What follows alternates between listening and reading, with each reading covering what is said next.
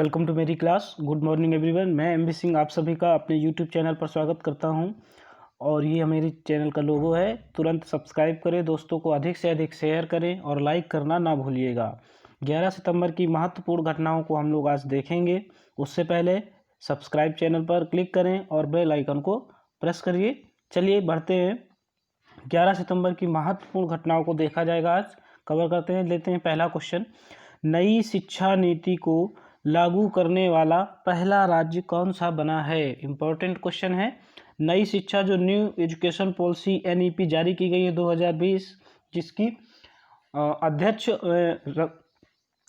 नई शिक्षा नीति को लागू करने वाला भारत का पहला राज्य बना है। ए हिमाचल प्रदेश, बी उत्तराखंड, सी जम्मू कश्मीर, डी मध्य प्रदेश। तो इसे लागू करने वाला राज्य कौन सा बना है? हिमाचल प्रदेश इसको लागू करने वाला पहला राज्य बन गया है। जो NEP न्यू एजुकेशन पॉलिसी 2020 जारी हुई है, इसकी अध्यक्षता किसने की थी? कि कौन समिति के अध्यक्ष थे? तो डॉक्टर कस्तूरी रंगन इस समिति के अध्यक्ष थे। आप ये भी याद रखिएगा, न्यू एजुकेशन पॉलिसी के अध्यक्ष डॉक्टर कस्तूरी रंगन जी थे। चलिए, हिमाचल प्रदेश ने सबसे पहले इसको लागू किया है। हिमाचल प्रदेश की अगर हम बात करें तो हिमाचल प्रदेश की राजधानी शिमला है। मुख्यमंत्री जयराम ठाकुर, गवर्नर बंडारू दत्तात्रेय हैं और यहाँ पर विधानसभा की कुल 68 सीट हैं। कितनी सीटें हैं? 68 सीटें हैं। लोकसभा की यहाँ पर 4 और राज्यसभा की यहाँ पर 3 सीटें हैं। ये कुछ पॉइंट्स हैं। द्वितीय राजधानी यहाँ की धर्मशाला है। धर्मशाला में ही दलाई लामा जो हैं, तिब्बती गुरु हैं, जो उनकी शरण स्थली है। यहाँ से प्रमुख नदियाँ निकलती हैं, सतलज, ब्यास, घग्गर, रावी, चिनाब, गंगा। तो ये कालिंदी यहाँ से नदी बहती हैं। हाल ही में हिमालय से प्रसिद्ध कांगड़ा चाय चर्चा में आई थी, जिसे GI टैग दिया गया था। तो आप ये भी याद रखिएगा। चलिए अगला प्रश्न लेते हैं। अगला प्रश्न है,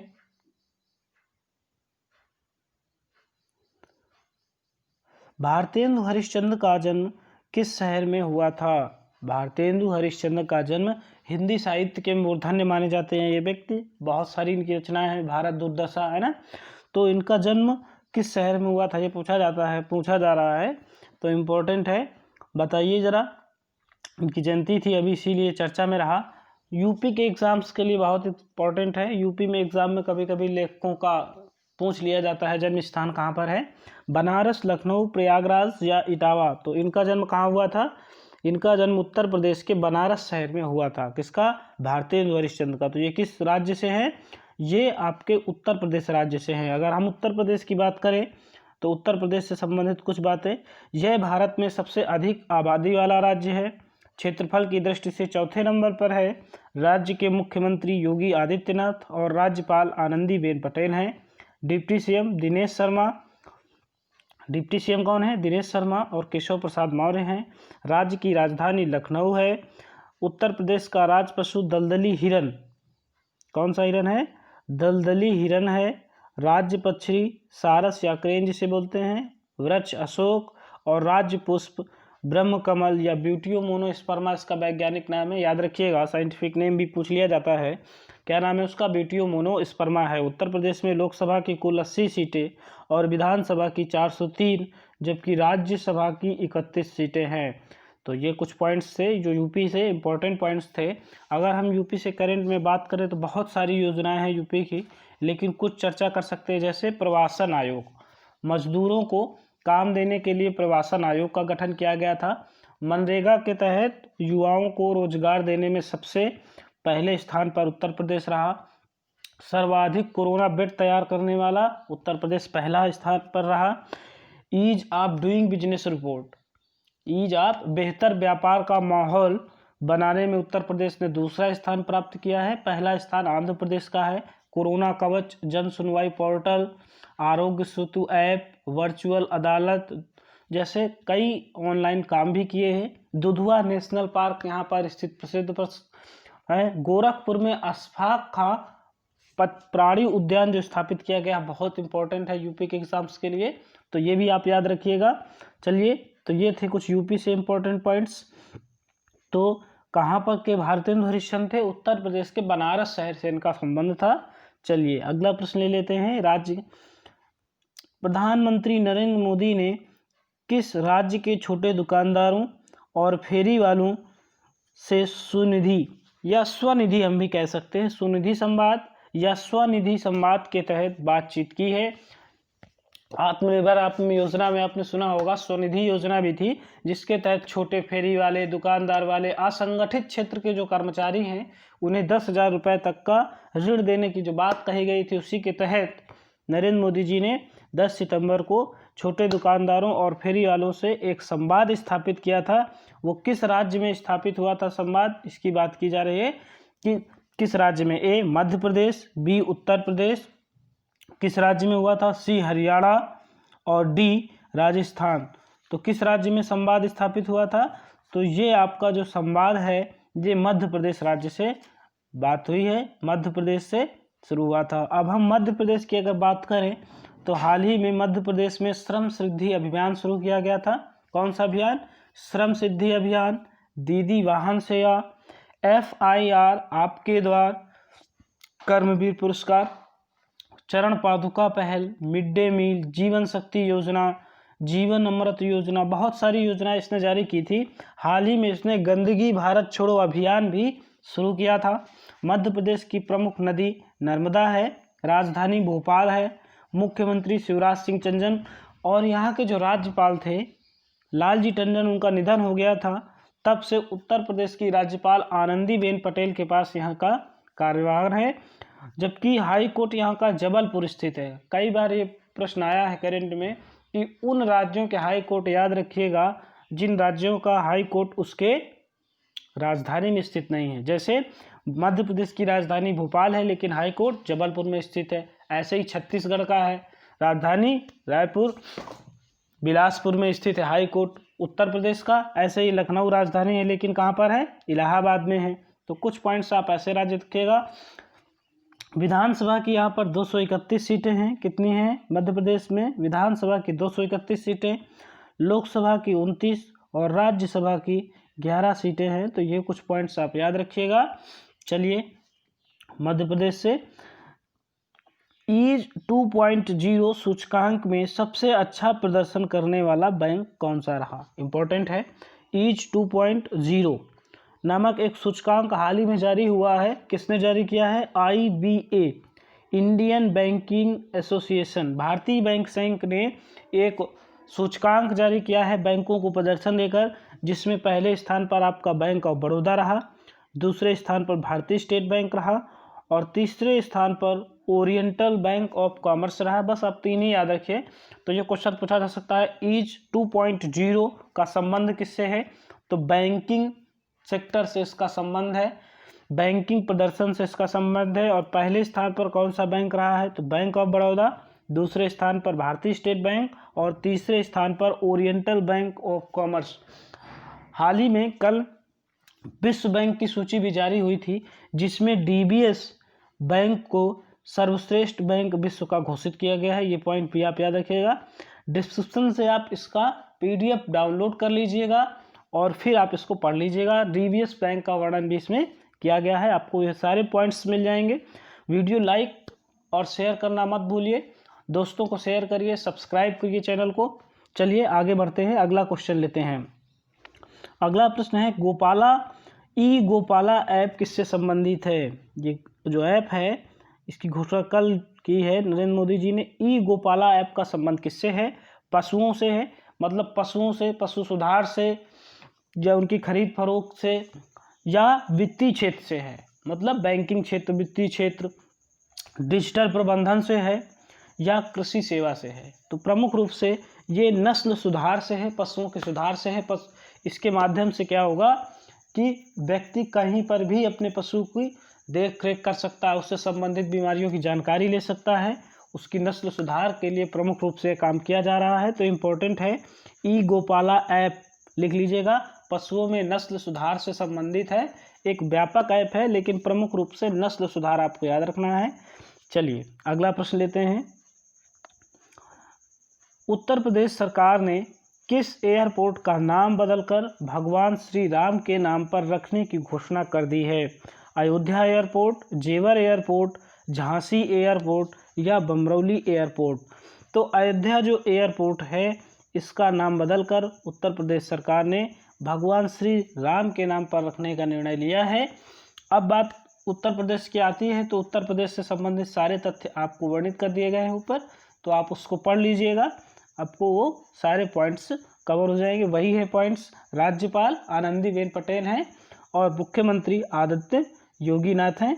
यहाँ के मुख्य सचिव राजेंद्र तिवारी हैं और मुख्य डीजीपी ओपी सिंह ओम प्रकाश तिवारी हैं। चलिए अगला प्रश्न लेते हैं। दुधवा नेशनल पार्क यहाँ पर स्थित है ना। कौन सी टीम आईसीसी T20 रैंकिंग में शीर्ष पर पहुंच गई है? A Australia, B England, C Bharat, D Pakistan. Important है ये। आईसीसी की ने जो रैंकिंग जारी की है T20 की, उसमें शीर्ष पर कौन है? तो शीर्ष पर है ऑस्ट्रेलिया, सेकेंड नंबर पर कौन है? इंग्लैंड, और 3 नंबर पर कौन है? भारत। तो आपको 3 ही नंबर याद रखना है। पहले नंबर पर T20 की रैंकिंग पर कौन सा देश? ऑस्ट्रेलिया है, दूसरे नंबर पर इंग्लैंड है और तीसरे नंबर पर भारत है। ऑस्ट्रेलिया की अगर राजधानी की बात करें तो कैनबरा, मुद्रा डॉलर है। इंग्लैंड की लंदन, और इसकी मुद्रा स्टर्लिंग पाउंड है। ये इम्पोर्टेंट मुद्रा है, दुनिया की सबसे महंगी मुद्रा है स्टर्लिंग पाउंड, इसे आप नोट कर लीजिएगा। अगर क्वेश्चन बने कि दुनिया की सबसे महंगी मुद्रा कौन सी है, तो स्टर्लिंग पाउंड है। और कहाँ पर है? ये ब्रिटेन की है। भारत की जानते ही हैं, पाकिस्तान के आप जानते ही हैं। चलिए तो अगला प्रश्न लेते हैं, अगले प्रश्न की ओर बढ़िए। 8 नंबर में, किस देश ने कोरोना वायरस को आम लोगों के लिए जारी कर दिया है? चीन, भारत, रूस, अमेरिका। तो ये क्वेश्चन काफ़ी इम्पोर्टेंट है कि आम लोगों के लिए किसने वैक्सीन जारी कर दिया है? कोरोना वायरस की वैक्सीन प्रश्न में छूट गया है, वैक्सीन याद रखिएगा।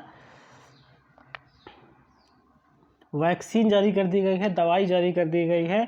किस देश ने कोरोना वायरस, ये छूट गया है यहाँ पर देखिए, कि वैक्सीन को आम लोगों के लिए जारी कर दिया है, खोल दिया है? चीन, भारत। तो रूस ने खोल दिया है। रूस ने घोषणा कुछ समय पहले की हुई थी कि उसने कोरोना की दवाई बना ली है, और उसका नाम उसने क्या रखा था?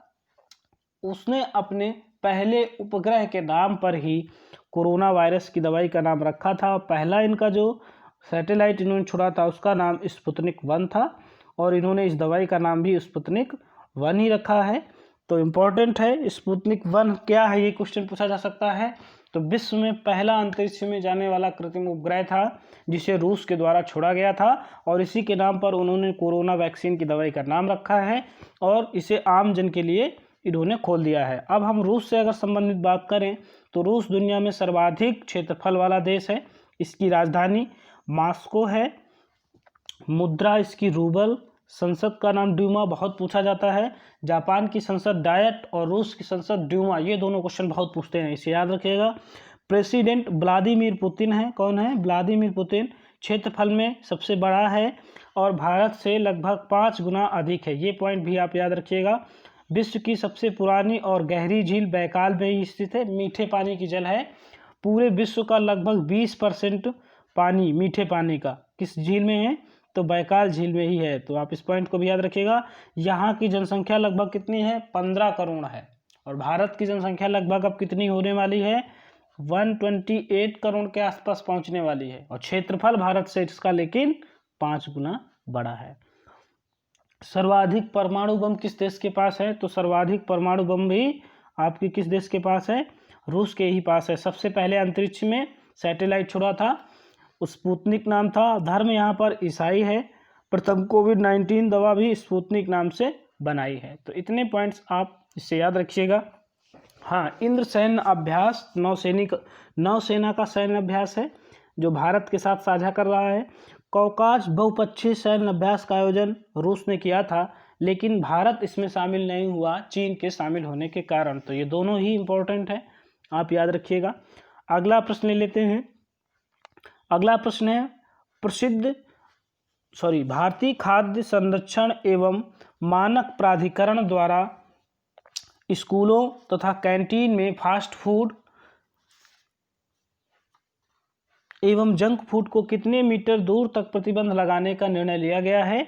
ए 50 metre, B 100 metre, D 200 metre या 150 मीटर। तो इम्पॉर्टेंट क्वेश्चन है कि कितनी दूर तक ये निर्णय ले लिया है कि इससे अधिक दूरी पर ही आप ये जंक फूड्स की दो या फास्ट फूड की खोल सकते हैं। तो इम्पॉर्टेंट है, इसका ए आंसर सही है। 50 मीटर, 50 मीटर का निर्णय लिया है। 50 मीटर तक दूर ही आप ये सारी चीज़ें खोल सकते हैं, इससे नज़दीक आप खोल नहीं सकते हैं। तो इसको आप याद रखिएगा। कितने का है? 50 मीटर इसका आंसर है। ए वाला इसका आंसर सही होगा। अब बात करते हैं कि जारी कौन करता है। तो भारतीय खाद्य संरक्षण एवं मानक प्राधिकरण FSSAI द्वारा ये जारी किया जाता है। भारतीय food security society authority of India द्वारा जारी किया जाता है। इम्पोर्टेंट है, FSSAI खाद्य सुरक्षा सभी का विषय है। अभी हाल ही में इसने खाद्य सुरक्षा सूचकांक भी जारी किया था। कौन सा सूचकांक? खाद्य सुरक्षा सूचकांक भी इसने जारी किया था, जिसमें पहले स्थान पर कौन सा राज्य था? गुजरात राज्य पहले स्थान पर था। तो ये पॉइंट्स भी आप याद रखिएगा कि खाद्य सुरक्षा सूचकांक किसने जारी किया था।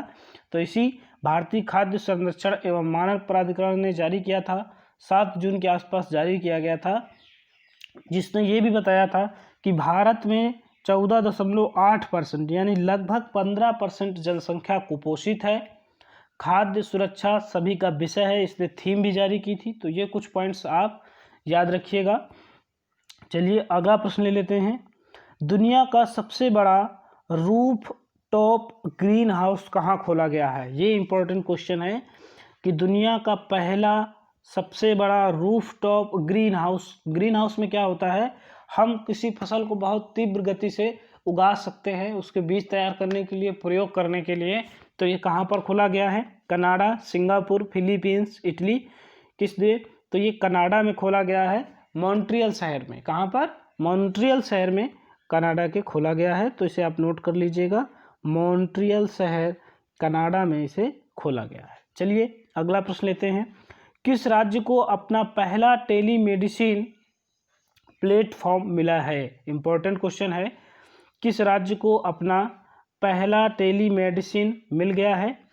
इसके ऑप्शन कहाँ चले गए जी? इसके ऑप्शन दिए गए हैं, नागालैंड, मिजोरम, गोवा या केरल।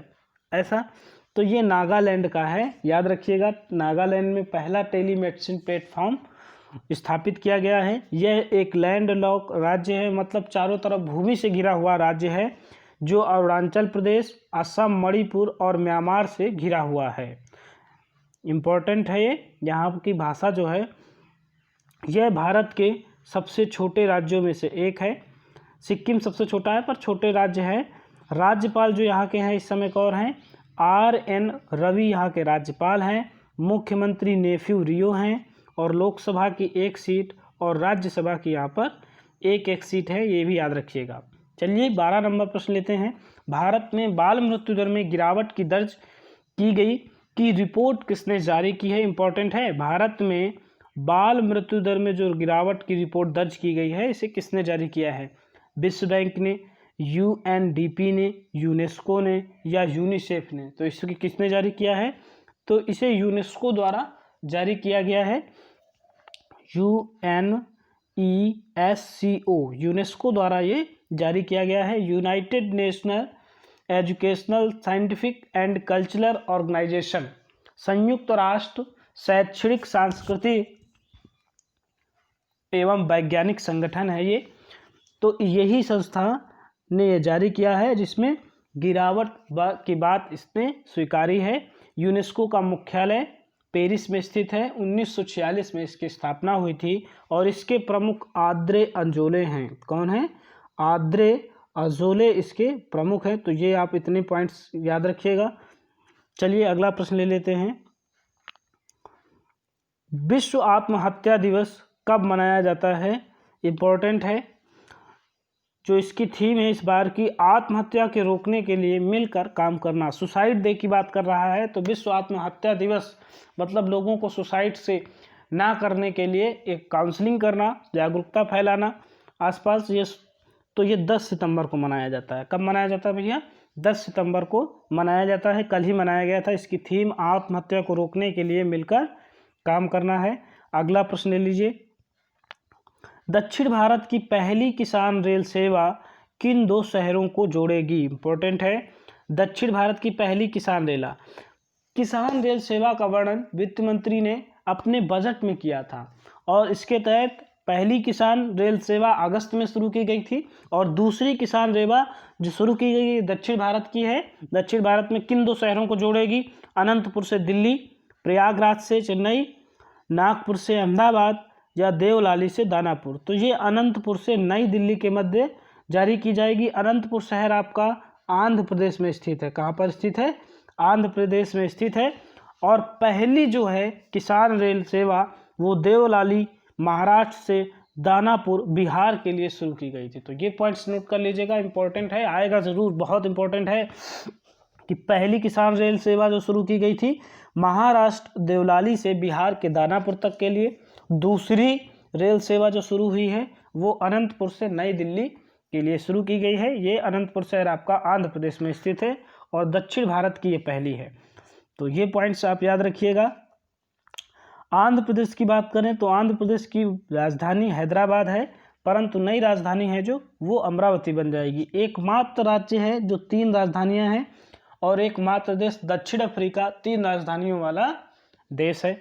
अमरावती, विशाखापत्तनम और कुर्नूल यहाँ की न्यायिक राजधानी हो जाएगी, विधायी राजधानी और कार्यिक राजधानी। चलिए, CM YS जगनमोहन रेड्डी हैं। राजभाषा यहाँ की तेलुगु और स्थापना इसकी 1 नवंबर 1996 को हुई थी।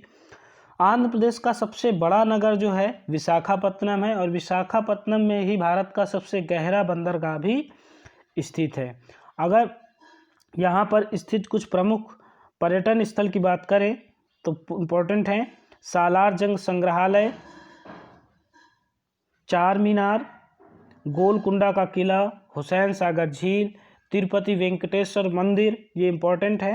राज्यपाल VB हरिश्चंद्रन या विश्वभूषण हरिश्चंद्र हैं। विधानसभा की 175 सीटें और विधान परिषद में कुल 56 सदस्य हैं। लोकसभा की 25 सीटें हैं और यहाँ की प्रमुख नदियाँ कृष्णा और गोदावरी हैं। तो आंध्र प्रदेश से कुछ पॉइंट्स हम याद रख सकते हैं। हाल ही में इसने पहला अपशिष्ट एक्सचेंज केंद्र भी स्थापित किया था। चलिए कोई बात नहीं, अगला प्रश्न ले लेते हैं।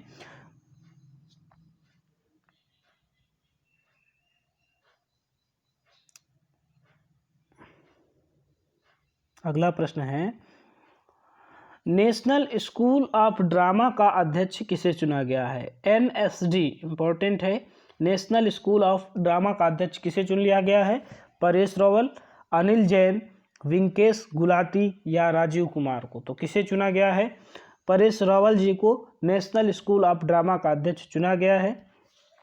विंकेश गुलाटी की बात करें तो विंकेश गुलाटी को हाल ही में लगातार 2-3 वीडियो में चर्चा की जा रही है, तो आप विंकेश गुलाटी और अनिल जैन के विषय में बताइए, दोनों की चर्चा की गई है।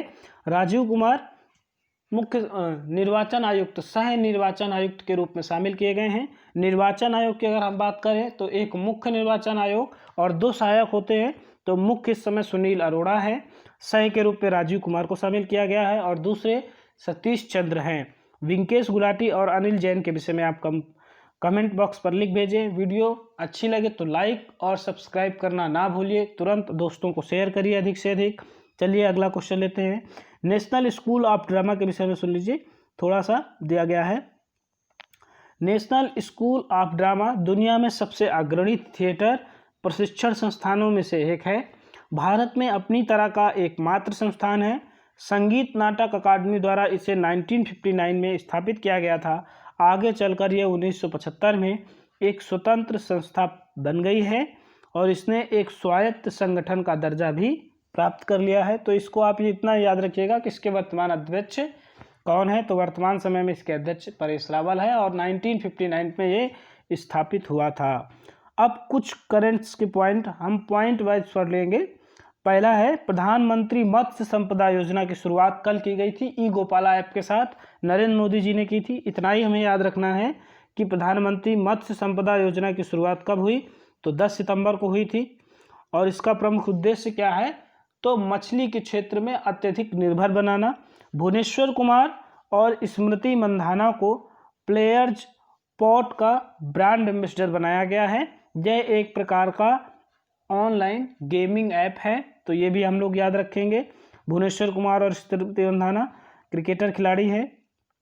अगला पॉइंट्स है AIM अटल इनोवेशन मिशन ने आत्मनिर्भर भारत अराइज अटल न्यू इंडिया चैलेंजेस पहल का शुभारंभ किया है। किसने शुरू किया है? तो एम ने अटल इनोवेशन मिशन ने आत्मनिर्भर भारत अराइज अटल न्यू इंडिया का पहल किया है। इतना पॉइंट। भारतीय स्टेट बैंक ने जैविक कपास उत्पादकों के लिए एक कार्यक्रम शुरू किया है, एक योजना। उस योजना का नाम क्या है? सफल योजना। तो इतना पॉइंट्स आप इससे याद रखिएगा। सफल योजना कौन शुरू कर रहा है? स्टेट बैंक शुरू कर रहा है। क्या उद्देश्य है? तो जैविक कपास उत्पादकों के लिए ऋण योजना है। ये कैसी योजना है? ऋण योजना है। हाल ही में गुजरात के मुख्यमंत्री विजय रूपानी ने सिरेमिक उद्योग को गैस बिल में 16% की छूट देने की घोषणा की। इंपॉर्टेंट है, सीधा क्वेश्चन बन सकता है कि गैस बिल में 16% की छूट किस राज्य ने दी? तो गुजरात ने दी। किस उद्योग के लिए दी? तो सिरेमिक उद्योग के लिए दी। अगला पॉइंट्स है सुप्रीम कोर्ट के न्यायाधीश जस्टिस रोहिंटन फली नरीमन को सुप्रीम कोर्ट की कानूनी सेवा समिति का अध्यक्ष नियुक्त किया गया है। इंपॉर्टेंट है, सुप्रीम कोर्ट के न्यायाधीश को SCLSC का अध्यक्ष चुना गया है। सुप्रीम कोर्ट लॉ कमिटी जो है, सर्विस कमिटी है, जो supreme court law service committee कानूनी सेवा समिति का अध्यक्ष नियुक्त किया गया है जस्टिस रोहिंटन फली को। तो इम्पोर्टेंट है, आप लिख लीजिए SCLSC या कानूनी सेवा समिति की अध्यक्ष कौन बने हैं? तो रोहिंटन फली को जो अध्यक्ष बनाया गया है। अब ये बैंक के विषय में बताया गया था, तो आप बैंक के विषय में देख लीजिए। DBS को लगातार विश्व का तीसरी बार सर्वश्रेष्ठ बैंक घोषित किया गया है। 2018 में इसे best bank in the world चुना था। द बैंकर द्वारा global bank of the year का अवार्ड दिया गया। 2019 में DBS को विश्व का सर्वश्रेष्ठ बैंक घोषित किया गया। 2020 में ग्लोबल फाइनेंस सम्मान के बाद लगातार तीसरा वर्ष है जब इसको वैश्विक बेस्ट बैंक प्रशंसा से सम्मानित किया गया है। तो भारत में सर्वश्रेष्ठ बैंक बैंक ऑफ बड़ौदा, दूसरे नंबर पर SBI और तीसरे नंबर पर ओरिएंटल बैंक ऑफ कॉमर्स रहा। और विश्व स्तर पर अगर हम बैंकिंग का अवलोकन करें तो DBS बैंक को लगातार तीसरी बार विश्व का सर्वश्रेष्ठ बैंक घोषित किया गया है। वीडियो अच्छी लगे तो लाइक और सब्सक्राइब करना ना भूलिए। दोस्तों को अधिक से अधिक शेयर करिए और लाइक करने के लिए प्रोत्साहित करिए। कल मिलते हैं, तब तक के लिए आप सभी लोगों का वीडियो देखने के लिए धन्यवाद।